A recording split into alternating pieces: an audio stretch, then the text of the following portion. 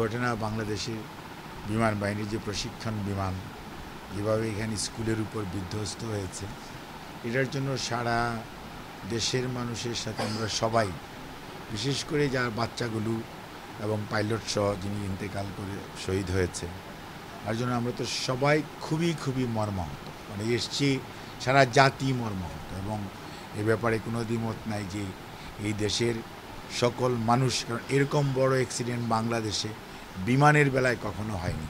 অন্য অ্যাক্সিডেন্ট হয়েছে কিন্তু বিমান এরকম কখনো হয়নি।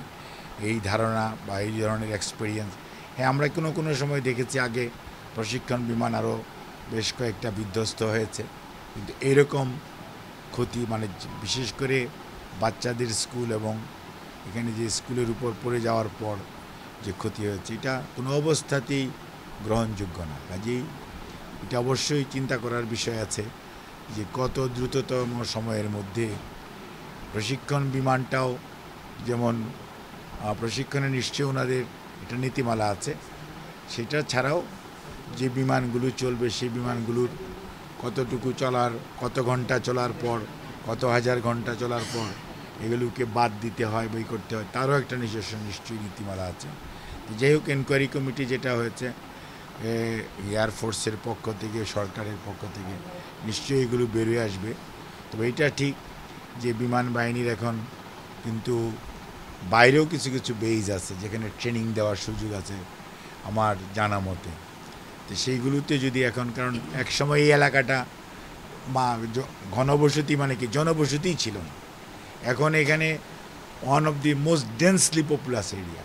কাজে এগুলো চিন্তা করার বিষয় আছে যে ভবিষ্যতে যদি এরকম ঘটনা প্রতিরোধ করতে হয় তাহলে কিভাবে এগুলোকে কমানো যায় এবং কোন জায়গায় করলে আমাদের খালি জানমালের ক্ষয়ক্ষতি হওয়ার সম্ভাবনা একদম থাকবে না অথবা কম থাকবে, এগুলি কিন্তু এখন প্ল্যানিংয়ের প্রয়োজন আছে। কাজেই এবং আমাদের যে কমার্শিয়ালও যে এখন যে এয়ারলাইন, আপনার এয়ারপোর্ট, এখানেও যে পরিমাণ বিমান ওঠানামা করে, যে কোনো সময় যে কোনো অ্যাক্সিডেন্ট হতে পারে। অ্যাক্সিডেন্টের তো আর অ্যাক্সিডেন্টই দুর্ঘটনা।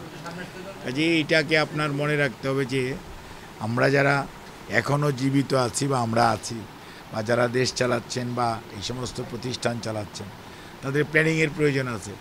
এখনকার জনবসতি কেমন, আগামী 50 বছর পরে কি হবে এবং কোথায় করলে কিভাবে এটা মানুষের দুর্দশার কারণ কম হবে অথবা হবে না, সেটার ব্যাপারে অবশ্যই চিন্তা করতে হবে। এই ব্যাপারে সবাই যাতে আরও সতর্কতা অবলম্বন করে এবং সেই দিকেই, সেই লক্ষ্যে আমরা সবাই কাজ করব এবং সরকারের প্রধান উপদেষ্টা সহ সংশ্লিষ্ট বিভাগ, বিশেষ করে এয়ারফোর্স এবং যারা civil aviation as well as army aviation নিয়ন্ত্রণ করেন, তাদেরকে আমরা বলবো আরও কীভাবে সুচিন্তিত পদক্ষেপ নেওয়া যায় যাতে এরকম ঘনবসতিপূর্ণ এলাকায় না করে আরও জনবসতি কম সেই জায়গায় এবং দুর্ঘটনার আশঙ্কা যাতে কমে যায়, সেই জন্য প্রশিক্ষণ বিমানগুলো যাতে যথাযথভাবে আপডেটেড হয়।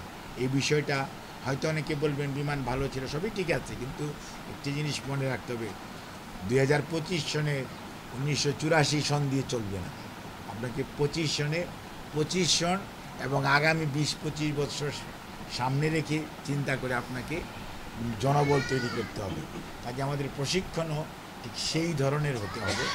আর এই ব্যাপারে আমার মনে হয় এটা একটা নতুন লেসন যে সোলো পাইলটিংয়ের সাথে সাথে যাতে কোনো কিছু হলে যেটাকে কিভাবে আরও ত্বরিতভাবে ব্যবস্থা নেওয়া যায়, সেটাকে আরও কীভাবে নিয়ন্ত্রণ করা যায়, আরও আধুনিকায়ন করা যায়, এ ব্যাপারে নিশ্চয়ই ওনারা ওনাদের দায়িত্ব পালন করবেন। তাহলেই ভবিষ্যতে হয়তো এই ধরনের ঘটনা থেকে আমরা রক্ষা পাব। আপনি এখানে আপনার বাসায় আপনি যে আমাদেরকে আসার জন্য অনুমতি দিয়েছেন, সেজন্য আমি দলের পক্ষ থেকে, আমাদের সবার পক্ষ থেকে আপনাকে কৃতজ্ঞতা জানাই। আর আপনার ছেলের জন্য আমরা দোয়া করি, আল্লাহ আপনাকে এই কষ্ট সহ্য করার তৌফিক দিক। ধন্যবাদ।